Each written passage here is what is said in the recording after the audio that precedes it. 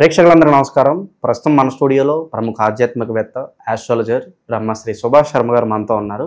మే నెలలో కర్కాటక రాశి వాళ్ళకి ఏ విధంగా ఉండబోతుందో గురుగారిని అడిగి తెలుసుకుందాం. నమస్కారం గురుగారు. శ్రీమాత్రేమండి. గురుగారు, మే మాసంలో కర్కాటక రాశి వాళ్ళ పరిస్థితి ఎలా ఉండబోతుంది? 5 గ్రహాలు మారబోతున్నాయి మనకి నెల. మరి గ్రహ మార్పులు వీళ్ళకి పాజిటివ్ ఫలితాన్ని ఇస్తుందా, నెగిటివ్ ఫలితాన్ని ఇస్తుందా, ఎలా ఉండబోతుంది గురువు? తప్పకుండా తెలియజేస్తానని ముందుగా ప్రేక్షకులందరికీ శ్రీమాత్రే నమః, శ్రీ గురుభ్యో నమః. నమో దేవ్యై మహాదేవ్యై శివాయై సతతం నమః. నమ ప్రకృత్యై భద్రాయై నిహతాం ప్రణతాస్మిత. కర్కాటక రాశి వారికి ఈ నెలలో చూసుకుంటే అద్భుతమైనటువంటి ఫలితాలు కనిపిస్తున్నాయి. కొంతవరకు పాజిటివ్ ఫలితాలే ఉన్నాయి. అంత నెగిటివ్ చెప్పుకోదగ్గటువంటి విషయాలు ఏమీ కనిపించట్లేదు. ఎందుకంటే వీళ్ళకు 11వ స్థానంలో రవి సంచారం వల్ల ఈ మాసం వీళ్ళకు చాలా కలిసి వచ్చేటటువంటి మాసం అని చెప్పుకోవచ్చు. విద్యార్థులకు మంచి విద్యా లాభం కలిగేటటువంటి అవకాశం ఉంటుంది. అలాగే ఉద్యోగులకు మంచి ఉద్యోగ అవకాశాలు కలిగేటటువంటి అవకాశాలు కనిపిస్తాయి. విందులు వినోదాలు ఎక్కువగా పాలుపంచుకుంటారు. ఈ నెలలో ఆస్తులు కొనుగోలు బంగారం కానివ్వండి, ఇళ్ల స్థలాలు కానివ్వండి, లేదా అపార్ట్మెంట్స్ కానివ్వండి, ఏదో ఒకటి కొనుగోలు చేసేటటువంటి అవకాశాలు వీళ్ళ జీవితంలో ఏర్పడుతూ ఉంటాయి. ఈ మాసంలో చెప్పుకోవాలంటే వీళ్ళకు చాలా అద్భుతమైనటువంటి మాసం. ఇప్పుడు ఈ మాసం వీళ్ళకు కలిసి వచ్చేటటువంటి మాసంగా చెప్పుకోవచ్చు. అందులోనూ కర్కాటక రాశి వారికి వివాహం కానటువంటి వారికి ఈ మాసంలో తప్పకుండా వివాహం కుదిరేటటువంటి లక్షణాలు కనిపిస్తూ ఉంటాయి. మంచి విద్యా అర్హత ఉన్నటువంటి వారికి ఉద్యోగ అవకాశాలు పిలిచి మరి ఉద్యోగాలు ఇచ్చేటటువంటి లక్షణాలు ఏర్పడుతుంటాయి. కాబట్టి ఈ మాసము వాళ్లకు చాలా అనువైనటువంటి మాసము, పట్టిందల్లా బంగారం అయ్యేటటువంటి మాసము అని చెప్పుకోవచ్చండి. గురుగారు, కర్కాటక రాశి అంటేనే ఆశ్లేష నక్షత్రం గురించి మాట్లాడుతూ ఉంటారు. అవునండి. ప్రత్యేకంగా వీళ్ళకి ఎలా ఉండబోతుంది ఏమన్నా విశేషంగా? అయితే నక్షత్ర జాతక ప్రకారం గనక తీసుకుంటే, నక్షత్ర పారిజాతం అనేటువంటి గ్రంథం ప్రకారంగా తీసుకుంటే, ఈ ఆశ్లేష నక్షత్రం కర్కాటక రాశి వారు ఎవరైనా కానీ వాళ్ళు ఆశ్లేష నక్షత్రంలో జన్మిస్తారు. కాబట్టి ఆశ్లేష నక్షత్రంలో జన్మించిన జాతకులు తప్పకుండా ఆశ్లేష బలి ప్రధానాన్ని చేసుకోవాలని నక్షత్ర పారిజాతంలో చెప్పినటువంటి విషయం. ఇప్పుడు మనం గోచార ఫలితాలు చెప్పుకుంటున్నాం కాబట్టి రాశి ఫలితాల్లో కనుక చూసుకుంటే ఈ మాసం వీళ్ళకు చాలా అద్భుతంగా ఉంటుంది. కానీ ఈ రాశి వాళ్ళకు ఉన్నటువంటి నెగిటివ్ ఇంపాక్ట్ ఏంటి అని అంటే, కర్కాటక రాశిలో ఆశ్లేష నక్షత్రంలో పుట్టినటువంటి జాతకులకు వైవాహిక జీవితంలో ఇబ్బందులు ఉంటూ ఉంటాయి. ఆర్థిక పరమైనటువంటి ఇబ్బందులు ఎదుర్కొనేటటువంటి పరిస్థితులు ఉంటాయి. జీవితంలో వీళ్ళు చాలా పైకొద్దామని చెప్పి చాలా కష్టపడుతూ ఉంటారు. జీవితంలో స్థిరత్వం అనేటటువంటిది ఉండదు. అలాగే వీళ్ళు జీవితంలో కష్టపడ్డటువంటి దానికి ఫలితం దొరకదు. ఇలాంటివి ఎన్నో రకాలైనటువంటి వ్యతిరేకతలు వీళ్ళ జీవితంలో ఎదురవుతూ ఉంటాయి. కాబట్టి అలాంటి దానికి శాశ్వతమైనటువంటి పరిష్కారం ఏంటి ఈ జాతకులకు అంటే, నక్షత్ర ముహూర్త చింతామణిలో ఇచ్చినటువంటి విశేషం ఏంటి అంటే ఆశ్లేష బలి ప్రధానాన్ని చేయించుకోవాలి. ఎందుకంటే వీళ్ళు సర్పజాతకులు అయి ఉంటారు.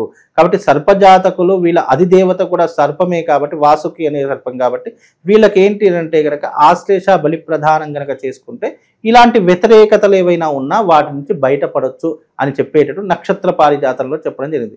గోచార ఫలితాల్లో అంటే రాశి ఫలితాల్లో చూసుకుంటే ఈ మాసం కొద్దిగా అనువైనటువంటి మాసమే. మీకు ఎవరికైనా ఈ విషయం తెలియకపోతే, మీది ఆశ్లేష నక్షత్రం అయి ఉంటే ప్రతి నెల ఆశ్లేష నక్షత్రం రోజున ఆశ్లేష బలి ప్రధానాన్ని తప్పకుండా సామూహికంగా మా పీఠం ఆధ్వర్యంలో చేయిస్తాం. కనుక మీరు చేయించుకోకుండా ఉన్నట్టయితే తప్పకుండా చేయించుకోండి. అది ఎప్పటికైనా మీ జీవిత కాలంలో ఒక్కరోజైనా సరే తప్పకుండా అది ఆశ్లేష బలి చేయించుకుంటే ఇలాంటి వ్యతిరేకతలు రాకుండా వాళ్ళ జీవితంలో హ్యాపీగా ఉండేటటువంటి లక్షణం. పెళ్ళైన వాళ్ళు చేయించుకోవాలి గురుగారు, లేకపోతే ఎవరైనా చేసుకోవచ్చు? ఎవరైనా వీళ్ళ యొక్క జీవితంలో పెళ్ళైనటువంటి వారు, పెళ్లి కానటువంటి వారు, విద్య నేర్చుకునేటటువంటి వారు, ఉద్యోగం చేస్తున్నటువంటి వారు ఎవరైనా సరే ఆశ్లేష నక్షత్రంలో పుట్టారు అంటే చాలు తప్పకుండా ఆశ్లేష బలి ప్రధానం చేసుకోవాలి. పుట్టిన పిల్లవాళ్ళకు అవసరం లేదు.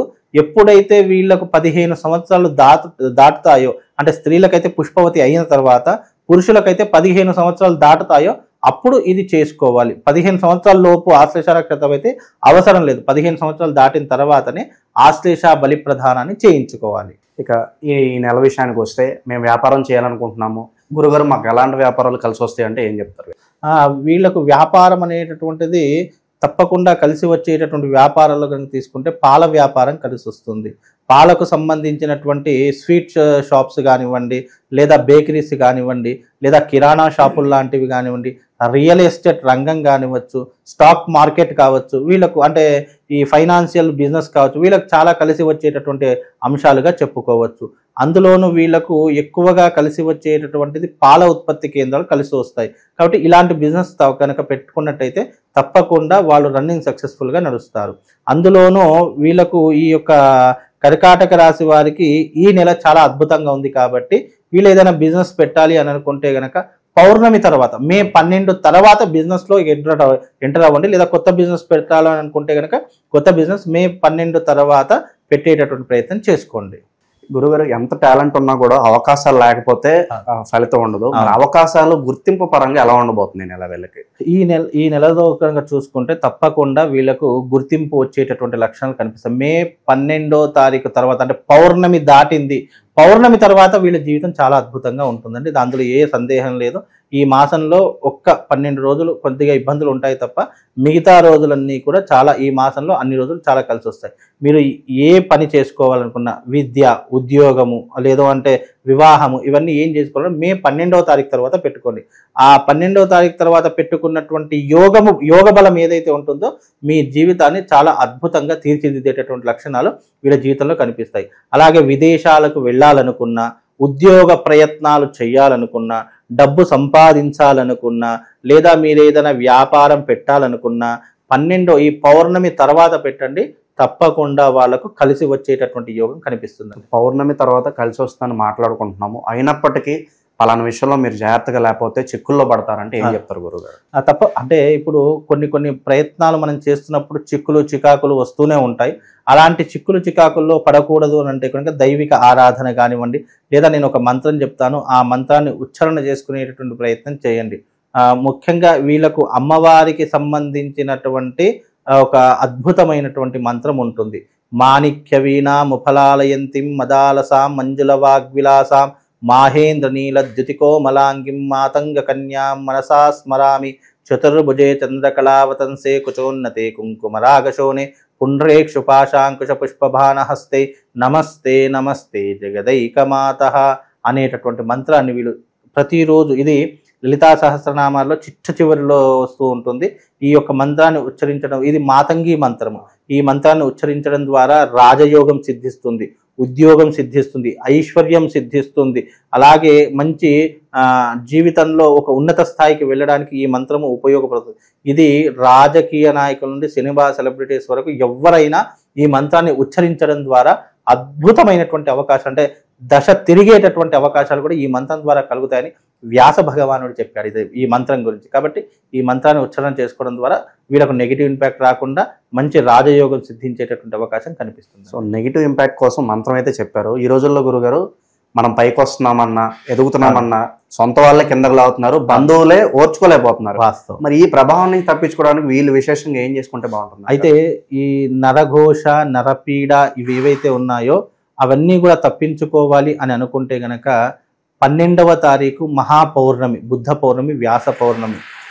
కాబట్టి ఈ పౌర్ణమి రోజున మీరందరూ కూడా ఈ అరిష్ట నివారణ తంత్రయాగము, తిలహోమ తంత్రము, ఈ 2 యాగాలు నిర్వహించడం జరుగుతుంది, సామూహికంగా నిర్వహించడం జరుగుతుంది.